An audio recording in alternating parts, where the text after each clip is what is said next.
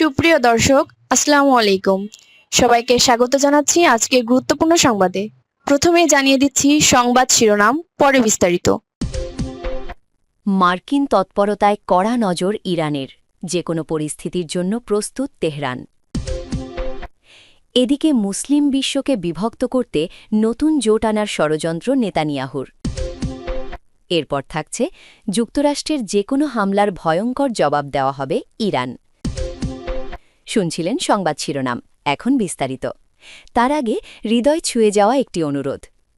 যদি ফিলিস্তিনি শিশুর কান্না এখনও আপনার বিবেককে নাড়া দেয়, যদি গাজার ধ্বংসস্তূপে দাঁড়িয়ে থাকা মায়ের নিঃশব্দ আর্তনাদ আপনাকে নীরবে কাঁদায়, যদি যুদ্ধবিরতির মধ্যেও লাশের সারি আপনাকে প্রশ্ন করতে বাধ্য করে, যদি আপনি অন্যায়ের বিরুদ্ধে রুখে দাঁড়াতে চান, তাহলে এখনই আমাদের চ্যানেলটি সাবস্ক্রাইব করুন। কারণ আপনার একটি সাবস্ক্রিপশন মানে সত্যের পাশে দাঁড়ানো, অন্যায়ের বিরুদ্ধে অবস্থান নেওয়া, মানবতার পক্ষে অবিচল থাকা। চলুন বেশি কথা না বাড়িয়ে বিস্তারিত জেনে নিই। মার্কিন তৎপরতায় কড়া নজর ইরানের, যে কোনো পরিস্থিতির জন্য প্রস্তুত তেহরান। ইরানের প্রেসিডেন্ট মাসুদ পেজেশকিয়ান এক বিবৃতিতে জানিয়েছেন, তার দেশ যুক্তরাষ্ট্রের প্রতিটি পদক্ষেপ অত্যন্ত নিবিড়ভাবে পর্যবেক্ষণ করছে এবং যে কোনো পরিস্থিতির মোকাবিলায় তেহরান সম্পূর্ণ প্রস্তুত রয়েছে। সামাজিক যোগাযোগ মাধ্যম এক্সে দেওয়া এক পোস্টে তিনি উল্লেখ করেন, সম্প্রতি যুক্তরাষ্ট্রের সাথে আলোচনায় কিছু কার্যকর প্রস্তাব বিনিময় হয়েছে এবং ইতিবাচক সংকেতও পাওয়া গেছে। তবে তিনি স্পষ্ট করে দিয়েছেন যে এই কূটনৈতিক তৎপরতার পাশাপাশি ওয়াশিংটনের মাঠ পর্যায়ের কার্যক্রমের উপর নজর রাখছে ইরান। প্রেসিডেন্ট পেজেশকিয়ান আঞ্চলিক শান্তি ও স্থিতিশীলতার প্রতি ইরানের অঙ্গীকার পুনর্ব্যক্ত করলেও যে কোনো অনাকাঙ্ক্ষিত পরিস্থিতি বা চ্যালেঞ্জের জন্য প্রয়োজনীয় সব প্রস্তুতি সম্পন্ন রাখার কথা জানিয়েছেন। তার এই মন্তব্য এমন এক সময়ে এলো যখন ওমানের পররাষ্ট্রমন্ত্রীর ঘোষণা অনুযায়ী আগামী বৃহস্পতিবার ২৬ ফেব্রুয়ারি সুইজারল্যান্ডে জেনেভায় ইরান ও যুক্তরাষ্ট্রের মধ্যে তৃতীয় দফার পরোক্ষ পরমাণু আলোচনা শুরু হতে যাচ্ছে। বিশ্লেষকদের মতে পেজেশকিয়ানের এই অবস্থান ইরানের দ্বিমুখী কৌশলেরই বহিঃপ্রকাশ। একদিকে তারা কূটনৈতিক আলোচনার মাধ্যমে সমস্যার সমাধান চাইছে, অন্যদিকে যুক্তরাষ্ট্রের বিশ্বাসযোগ্যতা নিয়ে সন্দিহান থেকে সামরিক ও কৌশলগত সতর্কতা বজায় রাখছে। জেনেভা আলোচনার প্রাক্কালে প্রেসিডেন্টের এই কড়া বার্তা মূলত ওয়াশিংটনকে এটিই মনে করিয়ে দিচ্ছে যে ইরান আলোচনার জন্য প্রস্তুত থাকলেও জাতীয় স্বার্থের প্রশ্নে কোনো চাপ বা আকস্মিক পরিস্থিতির কাছে নতি স্বীকার করবে না। এদিকে মুসলিম বিশ্বকে বিভক্ত করতে নতুন জোট আনার ষড়যন্ত্র নেতানিয়াহুর।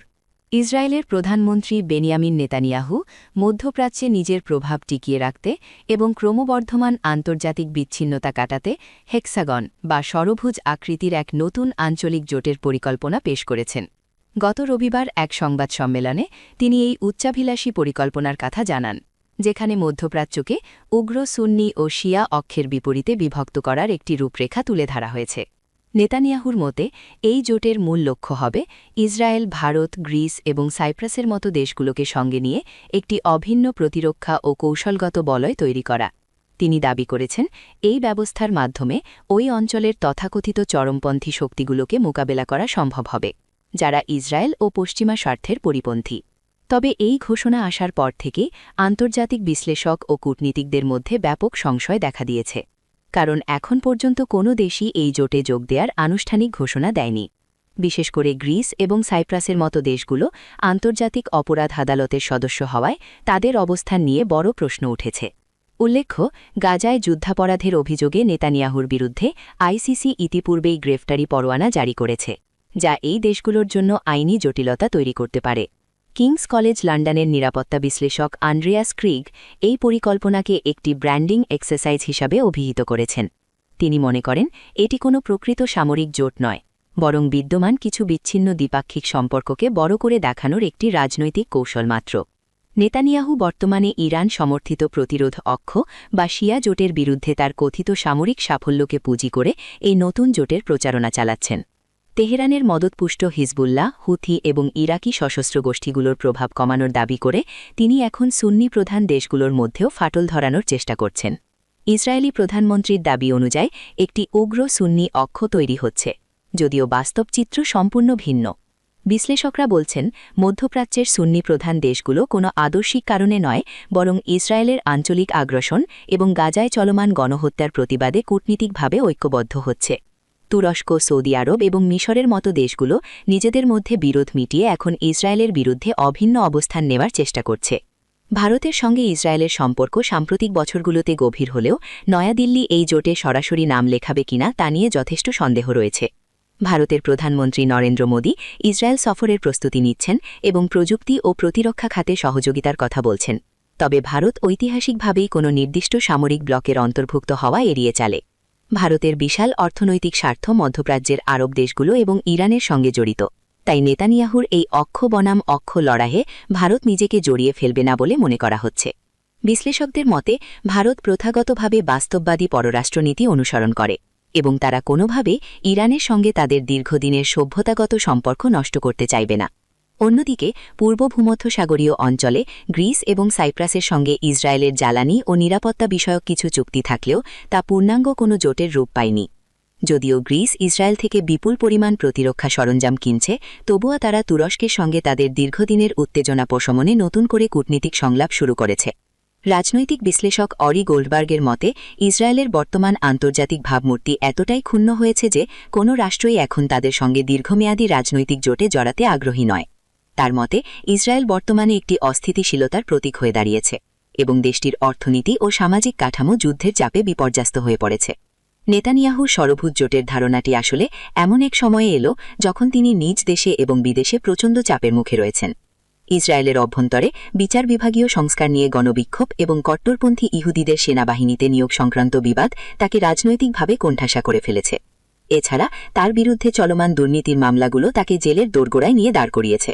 এমন অবস্থায় আসন্ন নির্বাচনকে সামনে রেখে নিজেকে একজন বিশ্বনেতা এবং অপরাজেয় কৌশলী হিসাবে প্রমাণ করার মরিয়া চেষ্টা চালাচ্ছেন তিনি। এই জোটের প্রচারণা মূলত তার দেশীয় ভোটারদের আশ্বস্ত করার একটি হাতিয়ার, যাতে তারা মনে করে যে ইসরায়েল বিশ্বে একা হয়ে পড়েনি। অর্থনৈতিকভাবেও ইসরায়েল এখন এক ভয়াবহ সংকটের মধ্যে দিয়ে যাচ্ছে, যেখানে ব্যবসা প্রতিষ্ঠান বন্ধ হয়ে যাচ্ছে এবং আন্তর্জাতিক ক্রেডিট রেটিং সংস্থাগুলো দেশটির অর্থনীতির পূর্বাভাস কমিয়ে দিয়েছে। 2024 সাল থেকে শুরু হওয়া ধারাবাহিক যুদ্ধ এবং বিভিন্ন দেশে ইসরায়েলি হামলার ফলে দেশটির সামরিক ব্যয় আকাশচুম্বী হয়েছে, যা সাধারণ মানুষের জীবনযাত্রায় নেতিবাচক প্রভাব ফেলছে।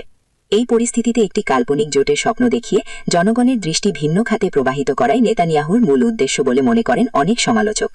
তারা একে ফ্যান্টাসি ওয়ার্ল্ড বা কল্পনার জগৎ হিসাবে বর্ণনা করছেন, যা বাস্তবের কঠিন পরিস্থিতির সঙ্গে সামঞ্জস্যপূর্ণ নয়। নেতানিয়াহুর এই প্রস্তাবিত জোট মধ্যপ্রাচ্যের জটিল ভূ রাজনীতিতে বিশেষ কোনো পরিবর্তন আনতে পারবে বলে মনে হয় না, বরং তার এই সাম্প্রদায়িক এবং বিভাজনমূলক বক্তব্য এই অঞ্চলে মেরুকরণ আরও বাড়িয়ে দিতে পারে, যা শান্তি প্রক্রিয়ার অন্তরায় হয়ে দাঁড়াবে। আন্তর্জাতিক মহলে ইসরায়েলের একাকিত্ব ঘোচানোর জন্য যে ধরনের নৈতিক ও আইনি গ্রাহ্যযোগ্যতা প্রয়োজন তা এই মুহূর্তে নেতানিয়াহু সরকারের কাছে নেই। ফলে এই হেক্সাগন পরিকল্পনাটি শেষ পর্যন্ত কেবল কাগজের একটি নকশা হিসাবেই থেকে যাওয়ার সম্ভাবনা প্রবল, যা বাস্তবায়নের জন্য প্রয়োজনীয় আঞ্চলিক সমর্থন জোগাড় করা প্রায় অসম্ভব।